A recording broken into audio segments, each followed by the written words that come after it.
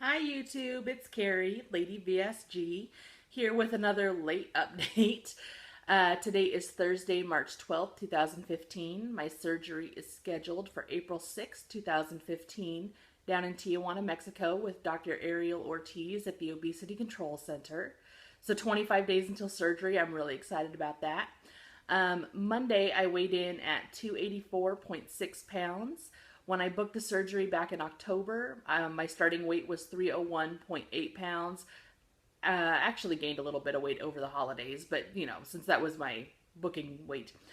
So I have lost 17.2 pounds, which means I've hit my 5% weight loss goal set by the nutritionist at the Obesity Control Center. So I'm really excited about that. I do want to lose another 5 to 6 pounds before surgery just because I'm a little bit afraid that my scale is saying that I'm lighter than the scale down at the Obesity Control Center is going to say. I know that that's probably not, it's probably not going to say I'm 6 pounds lighter, but that's just how my jerk brain rolls, so I'm just going with it. um, so let's see. So 25 days until my surgery, so I think another, well, yeah, so 5 pounds might be a little difficult. Like 3 to 5 might be more reasonable than 5 to 6, but we'll see. We'll see. I've got high hopes. I didn't try any new products, anything like that this week. So I thought for this week's update, I would do that top 10 list that I've seen a bunch of people doing. It's the top 10 things I'm not going to miss about being overweight. So here we go. Number 10. Unsolicited advice from well-meaning people. Anytime I mention wanting to lose a little bit of weight or trying a new diet or trying new exercise things, people usually have opinions, and sometimes they're really encouraging and they're like, "Oh yeah, good for you, blah blah blah," that kind of thing. That's fine. I don't mind that. What I mind is the people that like sort of poo-poo on what I'm doing and tell me, "Oh, don't do that, you should do this." Like, "Oh, don't do Zumba, you should be doing CrossFit," that kind of stuff. Something that happens a lot is, so I drink a lot of soda, and so one of the things that I did to try and I guess combat just the amount of calories that I was taking in from soda was I switched to diet. And then people are, you see a fat girl with a diet soda, and apparently people are compelled to come up to me and tell me how, "Oh, well, diet soda is really terrible for you. It's going to turn into formaldehyde in your system. It's going to give you cancer," all this stuff. And it's like, okay, sure. Maybe it'll give me cancer. Maybe it'll cause all these other things down the line. But I'm fat right now.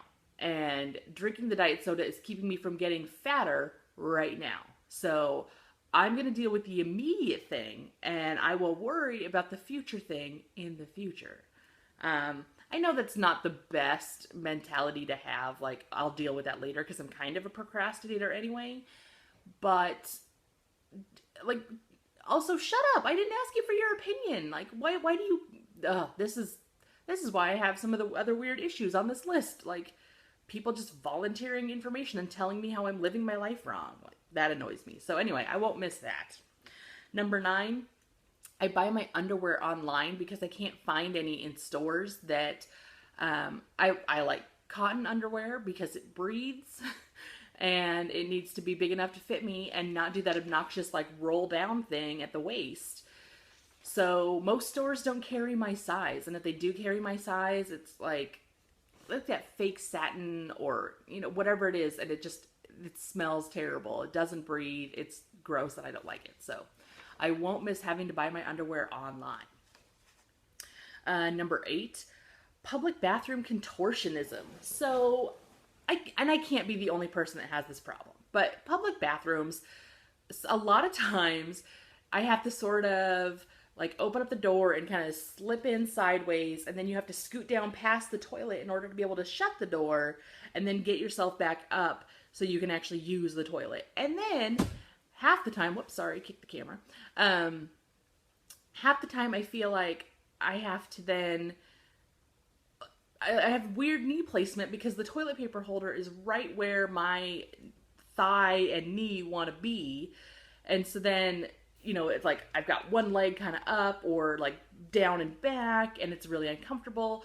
At my school where I got my RN from, there were a couple of stalls where I actually had to sit side saddle on the toilet because of how huge the toilet paper dispenser was and where it was positioned in the stall. Like I couldn't sit with my knees facing forward, which it sucks to have to pee side saddle on a toilet. Like it's obnoxious. So I'm really looking forward to not having to deal with that anymore. Number 7, and I haven't really heard people talk about this one, so maybe this is just me. Being afraid to not be happy all the time.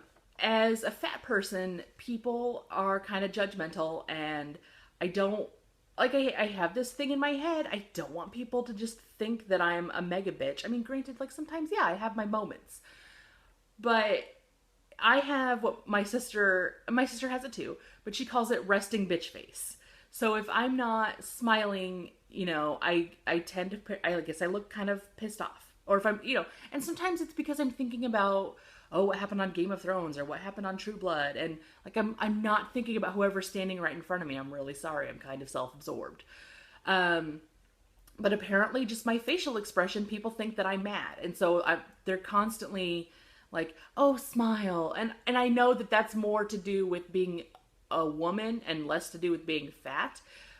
But for some reason, like as a fat person, I'm terrified that people are gonna think that I'm a bitch because I guess I'm scared that they're gonna be even meaner to me than they already are. And like somehow when I'm thin, I'm not gonna care about that as much. I don't know. Like, but I definitely feel pressure as a fat person that I need to be happy all the time because it's better to be, it's better, if I'm gonna be fat, it's better to be thought of as being like a happy, fun person than a bitch. So, that one I'm not actually sure is gonna change all that much when I lose weight. So, but anyway. Number 6, being afraid to order first in restaurants. Even with my family, I'm terrified that like I'm really hungry and I want to order this particular thing, but I'm scared that we're gonna get there and everybody else is just gonna be ordering like, oh, just an appetizer or just dessert. And since I want an actual meal, like I don't know, like they're gonna know that I'm fat based on how much I eat. Like they can see me. I don't know what it is in my brain. Like they know that I'm fat. I know that I'm fat, but I don't like to order first because I like to sort of gauge how much food and what food other people are ordering and then place my order accordingly. Number 5, torpedo boobs. So when you get to a certain size, the structure of your bra has to change to accommodate your, gigantor boobs. And the downside is that this new structure, in order to hold them, instead of being a lovely round, like Victoria's Secret bra looking boob, it gives you like those triangle cone boobs like Madonna had back in the day and, like on Pleasantville. And it's not in fashion. I don't like my boobs to feel like I'm going to poke somebody's eye out. But that's how bras, like, from what the bra lady told me, they kind of have to be structured like that in order to support all this weight. So I'm excited to lose enough weight that I can have bras that look cute and normal and round and make my boobs look round as opposed to, weapons. Number 4, wearing the thighs out of all of my pants. I have to buy new scrub pants all the time. And so now it's gotten to a point where I just buy them at Walmart or whatever because they're $15 and it's like, these aren't going to last me very long. The thighs are going to rub out because scrub pants aren't like super durable. They're just thin little fabric, whatever fabric that is. I don't know how long they're going to last me. I don't want to spend $30, $45 on these things. So yeah, I've got tons and tons of scrub pants that have huge holes because my thighs rub together basically from the crotch to the knee. So I'm looking forward to hopefully someday not wearing out so many of my pants. Number 3, being afraid to ask for a seatbelt extender on airplanes. Right now, the last couple times that I've flown, I can doing assorted airplane seat yoga and sucking in my gut and sometimes I wear Spanx on the airplane just to sort of mentally make me feel like my stomach isn't poking out so far and it's easier to snap in the seatbelt, and it may be just the placebo effect, I don't know, but whatever. But I'm afraid to ask for a seatbelt extender, even though I pretty much need it at this point. Like, I have to have the seatbelt extended all the way, and even then it's still like, doing the seat yoga to get the seatbelt to connect. But I'm afraid to ask for the seatbelt extender because I'm afraid they're going to make me buy a second seat on the plane, and there's never an available second seat next to me. And B, I don't usually have the money to do that. So then what are my options? Like, get kicked off the plane and get stuck wherever I am and not get to wherever I'm going? So yeah, that's no fun. In the same vein, also, like in my introductory video, I mentioned we had been going somewhere with my family and we were riding my mom's SUV, and I had to switch seats with my mom and sit up front because I couldn't sit in one of the back seats and get the seatbelt buckled. And so that was, kind of embarrassing and humiliating. So that kind of stuff, like being able to buckle myself safely into a seat with a seatbelt. I'm looking forward to that. Number 2, not being able to paint my own toes. I can sort of clip my own toes. I have to prop my foot up I put it on the toilet seat with, with the lid up, and then I can lean over, and it's exhausting, but I can cut my toes that way. Upside, the toenail clippings then like fall into the toilet. But painting my toes, I mean, I've tried that technique and it kind of works, but it's, at this point, honestly, it's more work than I feel is worthwhile. So, if my 3-year-old niece is willing to paint my toes, like, that's pretty much how I get pedicures now, because I can't bend over and paint my toes. It's not going to happen. I don't have that kind of flexibility anymore. Number 1, worrying if I can fit on amusement park rides. So a couple years ago in 2011, we went to Disney World and Harry Potter World for my 30th birthday. And at Disney World, I didn't really have any problems. Like, I mean, I could sit in the seats and it was cramped, but I could sit in there and I could buckle them up and it was fine. At Harry Potter World, there was a ride. They actually pulled me out of my seat and put me on, like, they have a special large seat, one on the little cart thing, and they pulled me out of my seat and, walked me up to the fat person seat and had me sit there. And yeah, I mean, I definitely fit better in that seat, but that was humiliating. Like, they couldn't have just guided me to that seat in the beginning. They waited to see that, oh, she's struggling to buckle herself into a normal seat. I guess we'll move her up in front of all these people. So yeah, that sucked. And I had that problem we only went on 3 rides at Harry Potter World because that, where they moved me, was the first ride we went on. And so then after that, of course, I was like super embarrassed and like, am I even going to fit on this ride? So we went on a couple more rides, and then Mom and I were just like, let's just shop. Like, we're just going to go shopping. We don't have to worry about if I'm going to fit somewhere.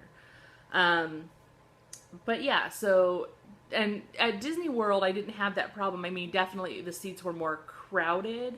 Like, but at least I fit. But I also got the feeling that I was getting near the maximum size for some of these seats, so there's that. And I would like to go back to those places, and I would like to be able to ride on them and not worry, like, am I going to be able to get this buckle closed? Am I going to fall off of Thunder Mountain or something because I can't get the thing down? Yeah, so that sucks. And in the same vein, going to people's houses, sometimes people have this very furniture that doesn't look like it's going to hold my weight. Like, I'll just put it like that. And so sometimes I stand up a lot because I am afraid if I sit down, I'm going to break my friend's stuff. Or going to restaurants, like, oh, do you want to sit at a booth or a table? Well, it kind of depends. Like, I don't really want to be out in the middle of the restaurant, but sometimes the booths I don't fit in. So, stuff like that. I'm looking forward to feeling like I actually fit into physical spaces and I fit into the world a little better. So that was my top 10 list. We're almost at 15 minutes, so I'm going to say goodbye, and I will see you guys on Monday.